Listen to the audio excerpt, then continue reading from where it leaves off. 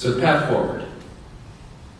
We've made monumental progress. We're talking about Paris gets us sort of halfway to where we need to go. So it doesn't solve the problem, but it starts to help us bend that curve of carbon emissions down in the direction it needs to go. We need to improve on that. Of course, we've run into this wall. It's not the wall that Trump actually promised to build. It's the wall that he's constructed between himself and the evidence of human-caused climate change. And yes, we will all pay for it. That is certainly the case. Well, it's not just Trump, but of course the sort of scorched earth squad, the people he's appointed to key cabinet level positions, fossil fuel lobbyists and former CEOs and individuals like Scott Pruitt, who is no longer there, who have done everything they can do to dismantle essentially 50 years of progress in dealing with environmental problems, including policies that were put in place by former Republican presidents like Nixon and Bush, both Bushes and Reagan. What can we do in the face of that sort of challenge, this monumental challenge we face? Well, we can speak out. We all have voices, and we can make those voices heard, and I've done so in pretty much every way that I can think of. And we can try to influence those that we know who are in positions of authority. I'm proud that Terry McAuliffe, who I campaigned with, was one of the first governors to say, after Trump threatened to withdraw from Paris, to say, we're staying in. We don't care what Trump does. We're still staying in. And Terry said to me, in response to that, he said, well, elections do have consequences. And personal connections have consequences as well. Individuals can make a difference. And of course, the stakes couldn't be greater. We do face this monumental challenge to preserve the planet for future generations.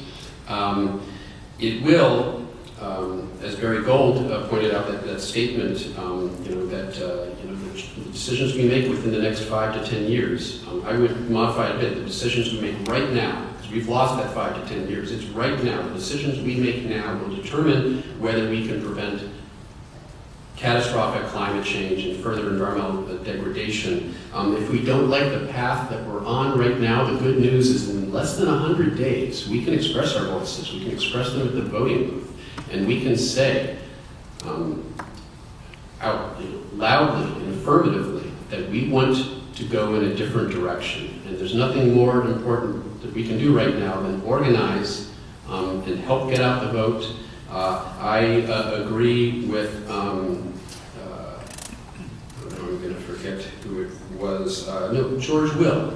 I don't always agree with George Will, but when I do, it's usually because of what he said recently. He has advised people to vote for Democrats in the midterm election, even though he's a longtime loyal Republican, because he understands the threat that we're under right now. So anything that we can do to organize around this upcoming election, to vote, make sure other people do, we have this amazing opportunity to change course. And there's still time. There's still time to prevail in this challenge.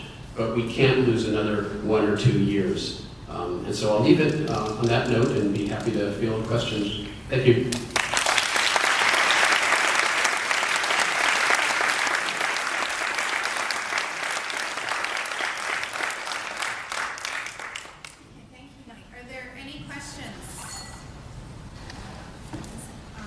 These couple. How about in the back here? Greg, I know you asked a question already, so Paul done.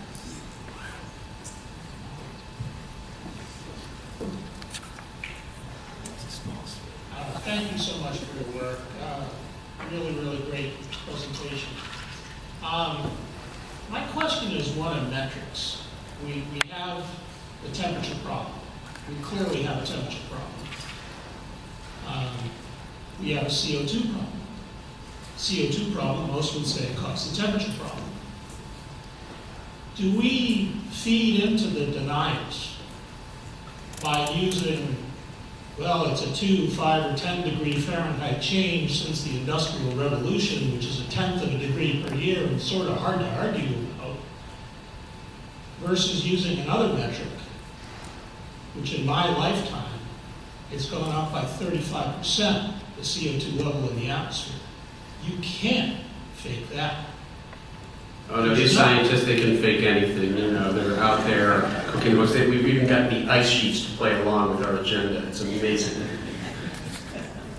All right. Well, thank you so much again for your work. But I just think the Yeah. measurement of CO2 and the fact that it's gone from under 300 ppm to over 400 ppm, it eliminates the debate, doesn't it?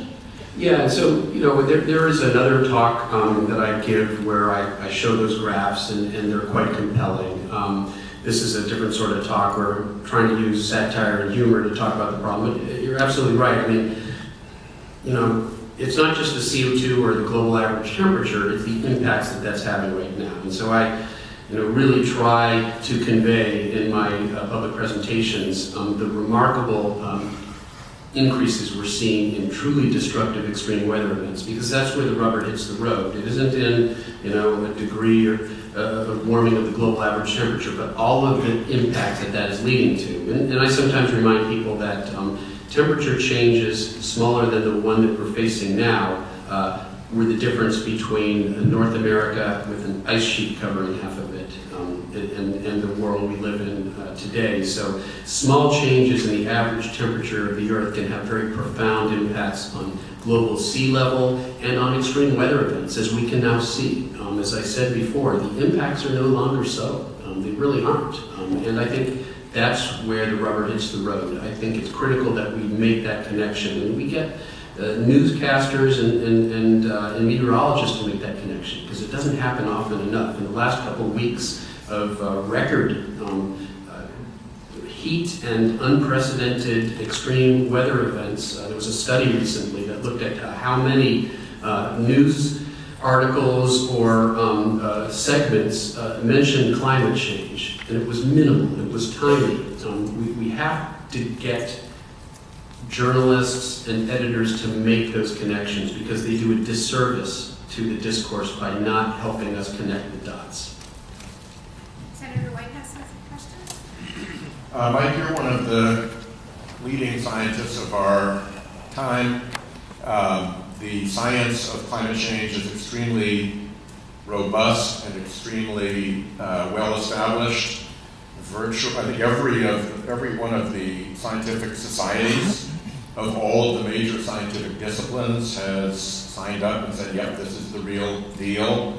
So on the side of science, we seem to have this enormously powerful, widespread, well-established sort of armada of fact.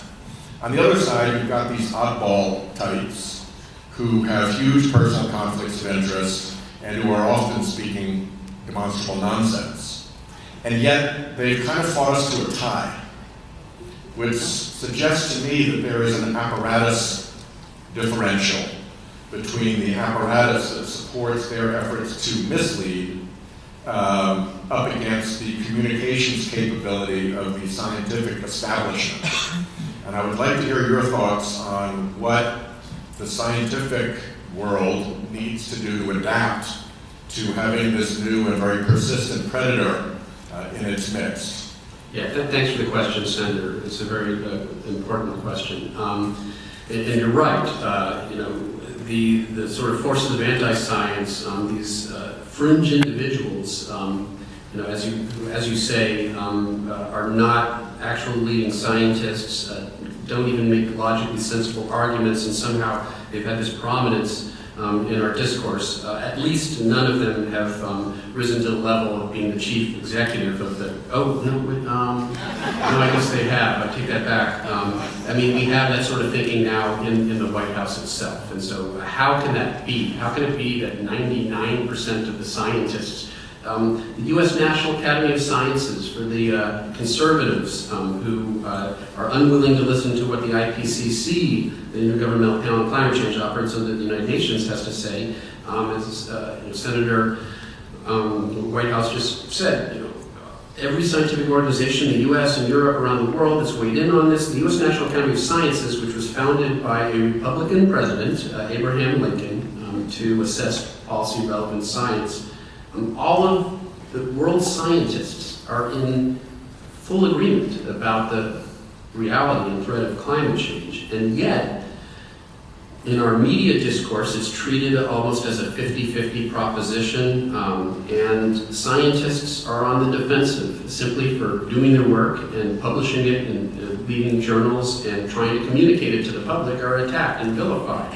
Why is that? Well, Senator Whitehouse, I think it's a rhetorical question to some extent, because we know why. It's because there are literally hundreds of millions of dollars that have been spent by fossil fuel interests and conservative groups, the Koch brothers and various plutocrats, to poison our entire public discourse over human-caused climate change. I sometimes wonder, if it turned out that the existence of black holes was a threat to the fossil fuel industry, we would have black hole denial. I mean, there are these things that nobody can see. They're millions of light years away, and yet the public is perfectly willing to accept that these things exist because there haven't been hundreds of millions of dollars spent to try to convince them that it's bunk. In the case of climate change, which is, in my view, actually more established science than the science of black holes, what we face is the most well-funded, most well-organized public relations campaign, disinformation campaign in the history of human civilization. And in that battle, scientists, it's like the scientists are the Boy Scouts fighting the Marines in that battle. And fortunately, there is more of a discussion taking place today. Various scientific societies and public interest groups coming together and trying to find ways that we can help the scientific community. That we can assist scientists like myself and my colleagues, both in defending them against these attacks and in helping them be more effective in getting their message out.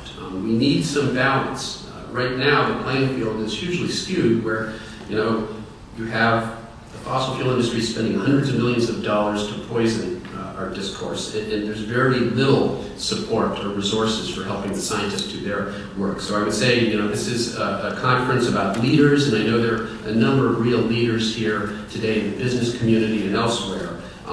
We can use your help. If there are ways that you can help scientists, if you can help to fund some of the efforts to assist scientists in this battle, those resources will go a long way. So thank you. Thank you very much.